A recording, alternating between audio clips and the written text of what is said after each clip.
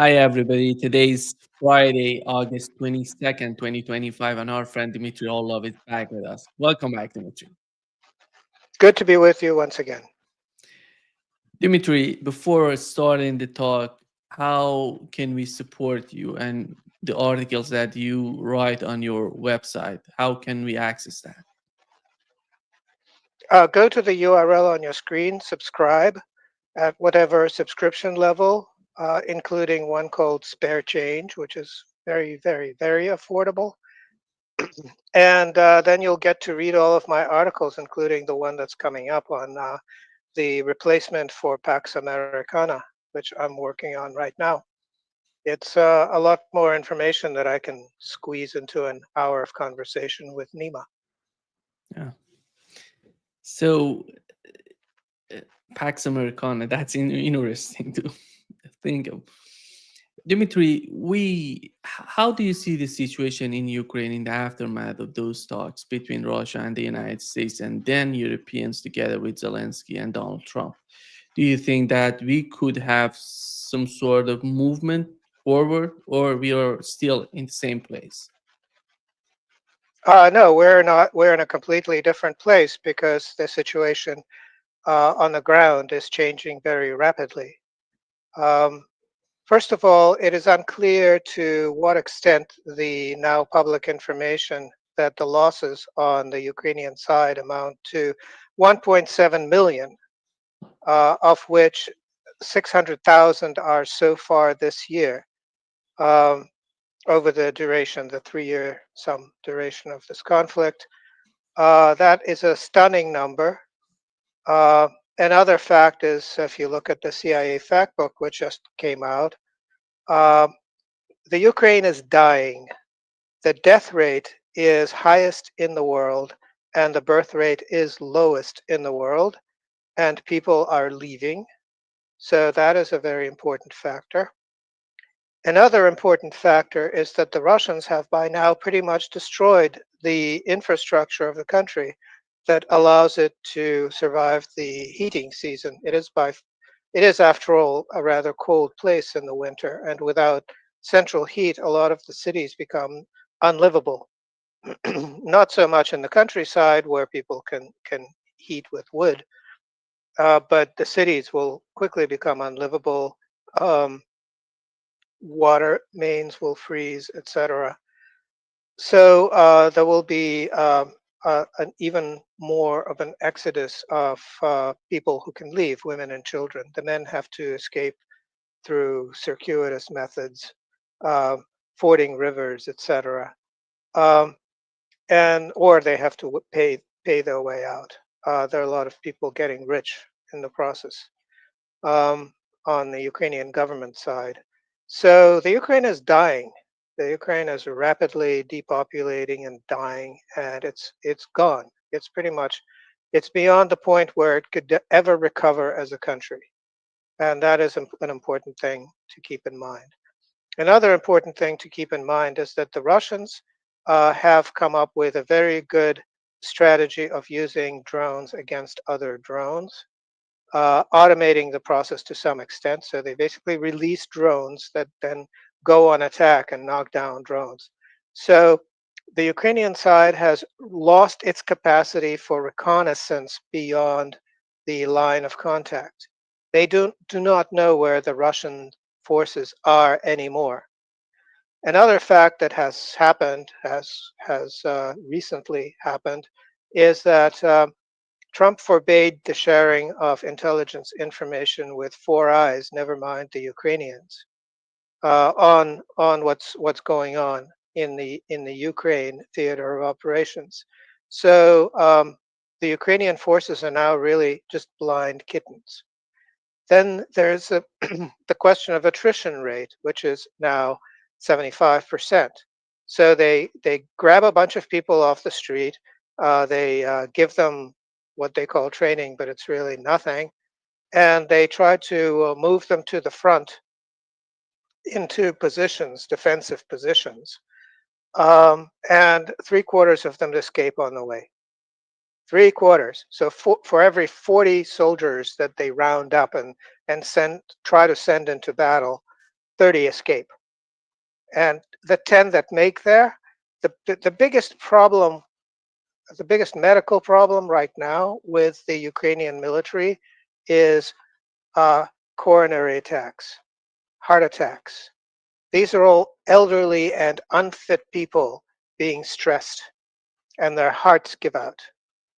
And then there's the entire question of tactics. What the Ukrainians have tried to do is build fortresses around major cities. And except for Bakhmut, which is Artyomovsk, which the Russians took uh, no matter no matter what, because it was very important to move the front line away from population centers from Donetsk. Beyond that, what the Russians do is they surround major cities, cut off supplies, and wait for the Ukrainians to surrender, which they're doing very readily. Once a city is surrendered, the first thing that happens is that the Nazi battalions, which keep the the the hapless troops, the frontline troops, from escaping or surrendering, the Nazi battalions escape first because they don't fancy getting killed. Um, and so once those are gone, the recruits realize that there's no danger in surrendering to the Russians, and so they surrender in droves. And some of them join the other side and start fighting on the Russian side, which is wonderful. There's quite a few of them now. Uh, so that's really what's going on. So the Ukrainian side has nothing. The Russians are continuing to grind away at it. There's a civil war brewing inside the Ukraine, and the country is gone. If you look at the demographics, the country is destroyed. It is gone. It will never recover. So those are the things that matter. And then you can talk about Trump and Trump meeting Putin, and that's a separate discussion, having nothing to do with the Ukraine. And then you can talk about the European clowns and drug addicts and whatever, and try to make sense of that picture, which is a completely different subject again. Um, the only connection to the Ukraine that might have is the tremendous loss of face that will occur once the Ukraine actually capitulates, because the Europeans have invested so much political capital in it that a lot of political careers in Europe will come to an end when the Ukraine capitulates. That's really the only connection. As far as quote unquote negotiations, well, that's theater. That's comedy. Do you think that they want to the policy of continuation is because they want to drag Russia into the western part of Ukraine? No, no. They're just afraid that it'll come to an end. That's Because all they're afraid of. it seems to They don't me. have a tactic. They don't have a tactic or a strategy or anything. They can't agree with each other. All they know is that they have to keep repeating the same things that they said before because they can't come up with any new bullshit, right? They have a severe bullshit shortage in the West. And so Merz, who is kind of like slow on the uptake or something, he shows up and says, I can't imagine discussions without ceasefire. Now, ceasefire used to be a really good drinking game. You turn on these idiotic Western talking heads, and every time they say ceasefire, you take a sip, and before you know it, you're really drunk. So now they're no longer saying ceasefire, so we'll need a new drinking game. But other than that, there's just like nothing. There's no brainwave. What Maloney saying that we'll apply NATO's Chapter 5 without NATO, like something like that. She's on drugs, by the way. She's like permanently coked up. During the meeting in the Oval Office, she was like fidgety as hell because she was strung out. And then at some point, she just leaned over to Merz and said, "Kid, can you spare me a gram?" And Merz was like, "Yeah." and one of his flunkies, one of Merz's flunkies, just like rushed over and gave a gram of coke to Meloni, and she's like happily stuck it in her pocket. So now she can go to the bathroom during the break in the proceedings and snort her brains out. These are the kinds of people that Europe has now. It has nothing to do with anything. It has something to do with how Western Europe is just degenerating, going to hell. But don't try to read into it something having to do with reality. Do you feel that there is a division within European countries considering the policy in Ukraine? Well, yeah, of course. You have Fico. By the way, that's how it's pronounced. It's not FICO or Yeah, something like it's that. so. Yeah. It's Fico with a fake BBC accent. Um, Anyway, he said that he'd have to be insane to pay Americans for weapons and then give them to the Ukrainians. What he didn't say is for them to sell them on the black market, which is what the Ukrainians do with the weapons that the Americans give them. Um, so that's one point of view. And another one is the Germans, who have just decided that they want to order, I don't remember the exact number, but something like 30, uh, 40,000 drones. They don't know what they mean by drones, what kinds of drones, little toy drones, like the ones that my son plays with, or really big, huge drones like the Raptor. They haven't really specified. But one thing I can tell you for sure is that it'll take them years to get those drones, and by the time they get them, they will be completely obsolete. Because what's happening on the front line is both the Ukrainians and the Russians are busy improvising solutions, drone-based solutions. There's all this boutique industry happening close to the front lines where they're soldering chips into boards and programming them and modifying things and 3D printing parts right right inside bunkers on the front line. Because with drone warfare, you can't be like years ahead because the whole industry is like years old. You have to be like days ahead of the other side, like 2 3 days advantage. And of course they're ordering this junk that will be completely useless by the time it arrives. So that's the German attitude is, oh, we'll have this mighty drone industry and blah blah blah. So there's no reality to it at all. There's nothing. um, they they keep talking for the sake of talking because they have to have these meetings where they enjoy exchanging packets of illicit drugs and hugging and kissing and whatever. It's like every time they get together, it's like a high school reunion. It's really weird. Like their body language is just bizarre. They're not serious people. They're like crazy druggies that are deathly afraid that their political careers will come to an end, because once that happens, it will turn out that their dirty laundry is hung out for everyone to see. All this money that they've been stealing, using the Ukraine as a money laundry. And not only will their careers come to an end, but they might end up seeing some prison time. Do you think that Poland is somehow in the middle between the two parts of this division that you talk about, Fitso, and I would argue Orban, Fitso together? The other part would be France, Germany, the United Kingdom. Where is Poland today? Poland today is at a very interesting juncture. A sudden brainwave passed um, through the Polish body politic, if you will, the Polish mindset. It's been in progress for a while, but now they have finally realized that there's somebody that they hate even more than the Russians, and that's the Ukrainians.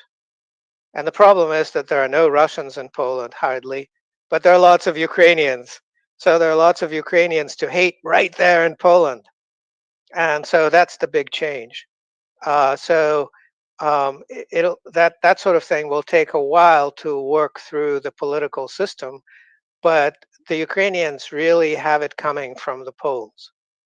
The Poles really, really, really hate them, and the Poles have the ability to hate like almost no other nation on earth. They're just like a vindictive lot. So all those poor Ukrainians who thought that they had found a semi-permanent refuge in Poland, well, they have another thing coming. I feel sorry for them. You mentioned that maybe Ukraine wasn't the main objective of the meeting between Donald Trump and Vladimir Putin. What was that? What was the main agenda? What is the grand picture of that meeting? Well, the idea was to have the former leader of the free world to stand next to the real leader of the free world and to absorb some of that psychic energy. Because you see, Trump is quickly losing all of his legitimacy. The Make America Great Again is running into sky high uh, uh, unemployment rates and growing unemployment, and only 17% of young people in America between the ages of 25 and 35 are actually finding jobs and buying houses and forming families. Most of them are just living in their parents' basements or in the bedrooms of their childhood, and don't really have any plans for their life at all. So Make America Great Again is dead. Um, he's initiatives um, for forcing the world to help America fix its systemic trade deficit have failed because his tariff policy basically means that American consumers pay for 60% of the tariff burden. That's what it ends up as. It forces inflation up, but he wants low interest rates because if interest rates go up, then the entire house of cards collapses because debt interest payments just eat up the entire budget. Um, and then the last thing that he did, well, he had this epiphany that further sanctions against Russia are completely pointless. It'll take another 1,000 years for the Europeans to realize that. I think they're working on the 18th package of sanctions against Russia, thinking that that'll be it. That'll really force Russia to do something different. Um, and they don't realize that if you try something n times, and you then trying it n plus one times probably isn't going to produce a completely different result. There are very few situations in mathematics where that would be the case. Um, so Putin has realized that putting pressure on Russia doesn't really work because the Russians just laugh at you. But putting pressure on countries that buy oil from Russia might work. So he tried putting 100% of whatever 500% tariffs on on um, on China and India um, might work. Well, the Chinese told him to you know I won't use rude language, but it was about the rudest that the Chinese ever get. And then the Indians surprisingly did the same thing. And the Indian oil buying companies stopped buying Russian oil for a little while and waited. That's like typical Indian response. It's like run and hide and then come back. And that's what they did. And now they're buying even more oil, even more Russian oil than they ever have. And so uh, Trump no longer has the ability to coerce the world. He has lost power domestically and he has lost power internationally. So, how does he get his stature back as a national leader? Well, the way to do that is to stand next to the real leader, who is Vladimir Putin, next to a sign that says Alaska 2025, and shake hands publicly, and then not agree about anything necessarily, but have a good conversation and all smiles and invite each other to visit and invite Trump to visit Moscow, and Putin's and Trump saying, "Oh yeah, that's an interesting idea," um, and everything ending on a wonderful tone, and the Russians visiting Americans as neighbors, just basically flying across the Bering Strait and landing, and there's old Russian territory, which is Alaska, which they sold to the Americans, which was actually a really good deal for Russia at the time, um, and turned out to be a good deal for the Americans as well. So everyone's happy. Um, so that was it. And then the meeting of the Snow Black and the Seven Dwarfs, which is Zelensky and the seven European leaders. That iconography is unmistakable. There's like the seven puppets plus death. You know, Zelensky would be death. Uh, Presenting themselves at the Oval Office, and basically going blah blah blah for a while. That was really bizarre, but they tried to siphon off some of the psychic energy that Trump has gained as a result of touching Putin, touching his hand. Um, I don't know if it worked for them or not. It was sort of a desperate ploy. It looked desperate. It sounded desperate. It was pretty ridiculous, I would say. We the same day that we had the meeting between Europeans and Donald Trump, Guardian reported that there is some sort of panic in Europe. Do you think that the panic is coming from the new sort of attitude of Donald Trump toward Ukraine, or they're somehow feeling that the United States is leaving Europe? And because JD Vance was talking about before, when this administration came to Washington, they said that they're gonna leave the situation in Ukraine in the hands of Europeans. Do you think that's happening? That somehow they're feeling the United States is leaving them, that they cannot manage their problems by themselves? That's the reason. Well, look, there's um, there's nothing going on diplomatically as far as the Ukraine. That is really something to understand. Who controls the situation on the ground in the Ukraine? It's Russia. Russia decides how fast to move and where to move to, etc. And Russia is in no hurry whatsoever. Things are going Russia's way, and the Ukraine is crumbling. So if you look at Russia's position about the situation in the Ukraine, Russia's objectives, have they changed at all since the spring of 2022? Have they changed one iota, have they moved 1 inch in any direction? No, they have not. They are cast in stone. So Russia is methodically achieving its objectives. Now, what's going on on the Western side is, oh, we'll freeze the conflict along the current line of separation. Who are we? Who are we talking about? Go ahead and freeze your ass off. Do whatever you want. Okay, you don't control the line of contact, so what are you freezing? Except your own ass. Um, so, or we need a ceasefire. Okay, stop firing. Fine. You can stop firing if you want to, except you're not firing now. So how, you know, and it's that level of silliness. You know, they're proposing things that they have no control over, none.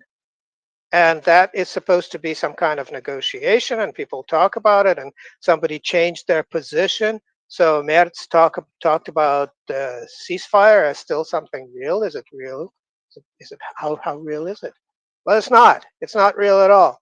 It's just him, you know, blabbering, um, as he always does. He always says the wrong thing at the wrong time. It's his special talent. You know, if he were a superhero, that would be his special power. Always say the wrong thing at the wrong time. Um, and you know that's what's happening on the Western side, and it's useless to pay attention to because there's no real sense behind it.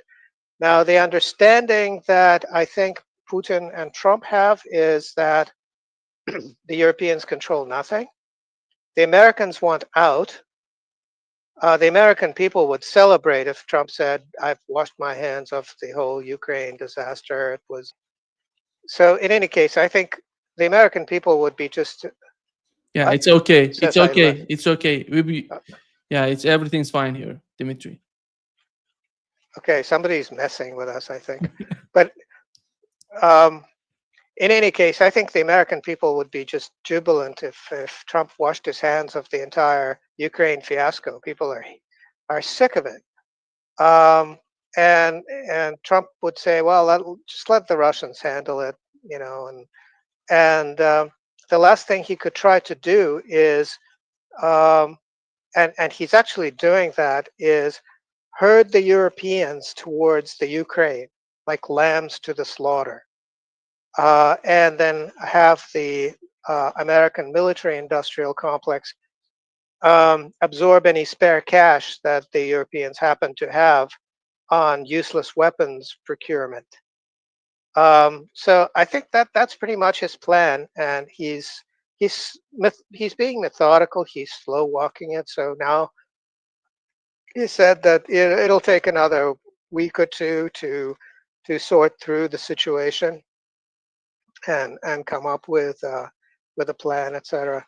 So that's really what's going on. But it's the Russian army that decides what will happen in the Ukraine, not any Europeans, not any Americans. Is Europe turning into liability for the United States, Dimitri? Mm, no, I don't think so. No, Europe is a whipping boy, a scapegoat. It is a counterexample. Look, children, what happens to you if you go full on liberal LGBT, etc.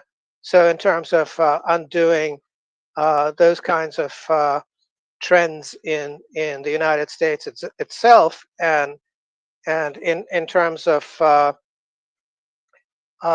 of opposing liberal tendencies within the United States itself, Europe is a very useful cautionary tale and counterexample. As the situation in Europe decays, which it's doing, um, it'll be possible to point fingers at the blue states in the United States and say, well, the reason things are going badly is because you're kind of the same as they are. So get a clue and start doing things differently. The reason I asked this question, Dimitri, was because looking at Europe today, what do they have to offer to the United States? The industry, they don't have natural resources. So, what is the importance of Europe today for the United States?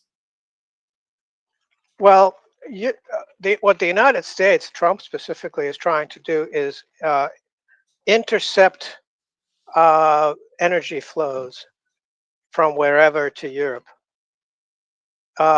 So blowing up the Nord Stream pipelines was a part of a long-term strategy to replace Russian pipeline gas with American LNG. But it turns out to be not such a good plan because there isn't enough American LNG. So, how about Russian LNG, but being traded and sold by the Americans because there are sanctions against Russia from the Europeans, but not from the Americans. And so, uh, what the United States will probably try to do to the greatest extent possible is intercept all of the energy and financial flows going to Europe and try to make a profit from them. I don't know how long Europe can continue with this situation because it's not just about Russia. The conflict between the United States and China, I think it's the final goal of these people in the United States. But do you see Europe being prepared to be part of that? Well, the conflict between the United States and China has been lost, right? I mean, they tried to have a trade war with China, and China said, "Well, do you want to have a defense industry? Try having it without us." And then the defense industry said, well, no, if the Chinese stop sending us stuff, then we're done. We're closing up shop. Then the Americans said, well, maybe we shouldn't have a trade war with China at all. Maybe we should just slow walk it and be agreeable. And we can't fight China. We can't really do much of anything anymore. The only the only people we can abuse are the Europeans. So let's abuse the Europeans and the Japanese and whoever else. South Koreans are are occupied countries. So that's Japan and South Korea and various other U.S. lackeys like the UK, like Australia. Um, New Zealand is too small to consider. Um, but those are the countries that America can actually um, continue robbing. Everybody else is kind of like a tough nut at this point. You've mentioned, Dimitri, that part of the pressure of the United States is the game with India and China because they feel that they cannot do anything substantial toward Russia and just to intimidate Russia. We saw the Russian president calling and talking with India and China before going to the meeting. In the aftermath of the meeting, you see China and India coming together, and we had the foreign minister of China going to India talking with Modi, which Modi came out and tweeted that it was amazing that they're improving the relationship. How do you see the BRICS? What is the outcome of the pressure coming from the United States on the on what's going on within BRICS, especially among Russia, China, and India? Well, I think the realization there is that BRICS is stronger than the United States. It's it's much stronger at this point, and the remaining question is how unified is it? So the problem between China and India, if they joined forces, that would be just absolutely invincible economically and politically. But the problem with them is that the border between China and India that goes through the Himalayas, which is not the most not the most useful not the most useful territory on Earth, but important symbolically to them. Um, uh, the maps were drawn on the one side by imperial Chinese civil servants, and on the other side by imperial British civil servants, and they're different lines. And so you have border troops from the Indian side and from the Chinese side approaching what is supposed to be the same border, but with different maps that don't agree with each other, which is a recipe for conflict. And they haven't really been able to resolve it. It's a thorny issue. If they solve this stupid problem and just come up with one map for both sides through mountains where nothing grows anyway, and it's useless land, um, then they could start cooperating for real, and that would be wonderful for them. How do you see the role of Russia in achieving that? Well, Russia is very careful to be friends with both India and China, realizing that they're not exactly friends with each other, trying to smooth over all the rough edges between them. And so that's a constant point, an irritant and a constant point of difficulty. But the Russian diplomats have solved more serious problems. So, for instance, India and Pakistan are part of SCO together, even though they just had a 3-day war. But that did not really disrupt their SCO membership. They're still SCO members. They're still going to the meetings and cooperating, etc. So these problems are solvable. They just take professionalism from Russian diplomats, which they have in spades. I don't know if you saw the interview that the U.S. Secretary of Treasury, the Treasury Secretary of the United States, had Scott Bessent had on Fox News. He said that India, before the conflict started, was importing 1% of their oil, and right now it's 41% of the oil from Russia. from Russia. Yeah, exactly. And China had some sort of increase as well, but not as much as India.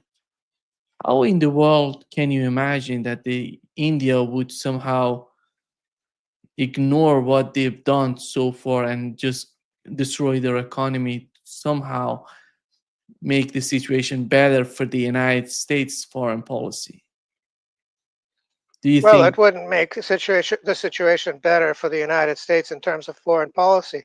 The energy system of the world is very well balanced. So Russia sells oil to India. India refines that oil and ships it to Europe, and the Europeans burn those refined products.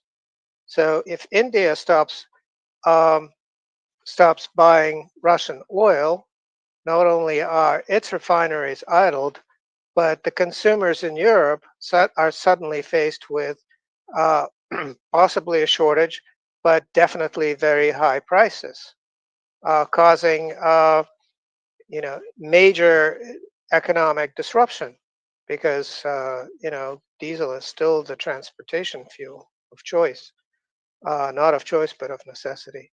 Um, so all of these things that Trump produces, he doesn't think things through. I think if maybe if Putin gave Trump two pieces of advice, uh, that would have been very valuable in Alaska. First one would be just stop blabbering like an idiot, okay? Because Trump has a tendency to blabber. And second, stop trying to do stuff internationally. Just stop. You're no good at it, and you don't understand what's going on. It's complicated. Just don't even worry about it. And it seems like things are going in that direction because, for instance, one of the things that Trump has done recently is banish from the White House all of these quote unquote Russia experts that were um, uh, infesting the White House since forever, because they're not really Russia experts at all. They're just people who repeat the same talking points over and over again. They don't understand Russia, they don't know anything about it. So getting rid of them is actually a step forward because it's better to have no information than to have bad information. Dimitri, do you think that Russia is better in their understanding toward the United States? How about Russia? How do they study the United States? Are they realistic in the way that they're thinking in the government, the way that they were talking about the meeting in the aftermath of meeting? How much of that is realistic? How much of that is some sort of hope coming out their policy? I don't know about hope. I think that Russia sees the United States as a problem to be managed. There's really good understanding of American culture and American society. Lots of Russians have traveled to the United States. There was great interest in the United States in the 90s, and it has waned since then. And a lot of respect has since then turned to disgust. Right now, very few Russians would think that moving to the United States is the least, you know, at all at all a good idea. Um, and so there's a really good understanding of what the United States is about. On the other hand, the a lot of Americans, including ones in Congress, don't know the difference between Russia and the Soviet Union. Still, they're that old, and there's just generally very little understanding. If you ask an American to find Russia on the map, it should be pretty easy. You just stab at the biggest country, and a lot of them fail that test. And guess what percentage of Americans would be able to list the countries that Russia borders, starting with Norway and ending with the United States on the other side of the Bering Strait. I would say it would be like parts per thousand, maybe parts per million. Um, the ones who could name all 17 countries that Russia borders. Now, the fact that Russia borders 17 countries and is at peace with all but one of them is a major achievement in terms of diplomacy and understanding your neighbors and getting along with them. And so that is something that Americans cannot really comprehend at all. The level of finesse that that requires. Uh, did you watch the video that shows that Lavrov was he had a T-shirt on going to the meeting with CCCP? What was that? What was that? That was intentional, somehow trolling, somehow making news there. No, he's just he was dressed informally because he was going to the United States, and Americans are all about. I don't want to use the word slobs, but tend to dress informally. So I think he made a point that way. In terms of a sweatshirt with CCCP on it, well, that's the sweatshirt that Lavrov has. I don't think he bought it for the occasion. It's just part of his wardrobe. It was somehow amazing to see that happening, because during the meeting, I don't know if you watched the video, that Putin says that he's imperialist. He says to Marco Rubio, that's why he wore that sweater. And it was Dmitry, when you look at the meeting, I think it was all positive. You look at the atmosphere of the meeting, the way that they were talking to each other, so much friendly when you look at it. And but we didn't see that happening between the United States and Europeans. Do you feel Well, that the administration somehow feeling that they're not that much, in terms of the way that they see the events, they're not that much connected to the reality of Europe and the way that they're thinking of? well, there's the reason that the United States has anything to do with Europe has to do with the two world wars. Other than that, there's really no love lost. I don't know why. I, But in any case, the War of Independence, what saved the United States from Great Britain? It was the Russian fleet that was sent over. And then the War of Independence, what saved the United States again? The Civil War, what saved the North? Well, the Russian fleet again, sent to New York and to San Francisco. Um, so the Russians have a lot to do with the fact that the United States exists as a sovereign entity, and there should be a bit of gratitude there and a bit of recognition. And you know, the meeting in Alaska, the iconography of that was unmistakable. Europe is this little peninsula jutting off into the North Sea to the west of Russia. And why anybody should bother with it is a really good question at this point. Whereas Russia and the United States are two great nations that happen to be neighbors. In fact, there were plans for close to a century now to build either a tunnel or a bridge to connect the two through Alaska. Um, and so that was the understanding and the neighborly feeling that was achieved through because of this meeting in Alaska, and forgetting the Ukraine, which is just a failed neocon project, just forgetting, writing it off, appeared like a really good idea for the United States at this point. Because why should the United States worry about the Ukraine at all? Why should the United States even remember what it is or where it is? It's not important. It's not significant. Strategically, it's unimportant. But what is important is Russian nuclear fuel, Russian atomic icebreaker fleet, Russian ability to build huge industrial plants in the Arctic, um, lots of Russian technology, space technology. That the Americans, by the way, are still using Russian um, uh, rocket engines, RD-160s.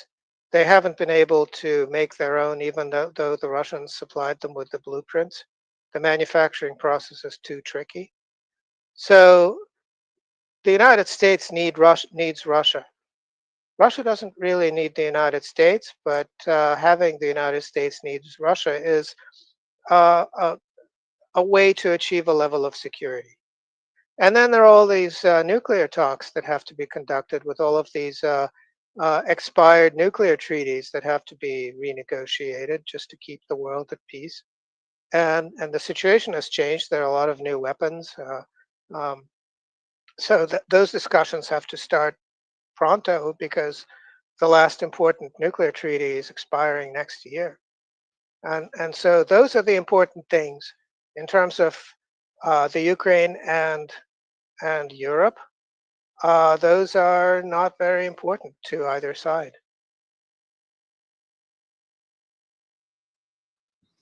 Does the United States want Russia without its partners, or they're ready to accept Russia with its partners? I'm talking about China mainly.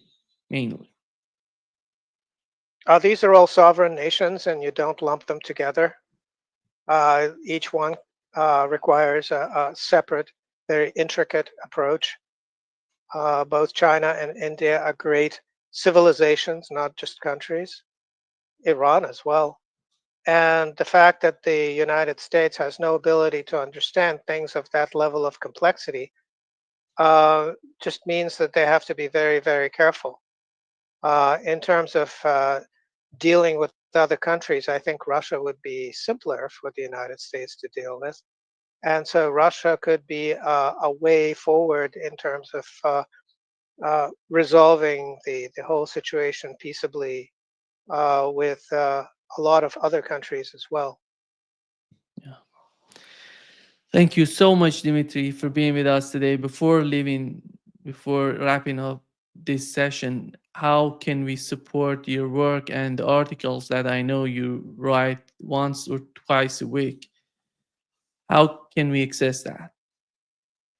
Go to the URL on your screen, subscribe at whatever level you can afford, and read my articles. I'm working on one right now. Goodbye, Pax Americana. Hello, Pax Russica is the working title. There's a passing of the baton that happened in Alaska, and I'm talking about how that happened and what that means. Yeah. Thank you so much, Dimitri, for being with us today. Great pleasure, as always. Thank you. Bye bye. Bye bye.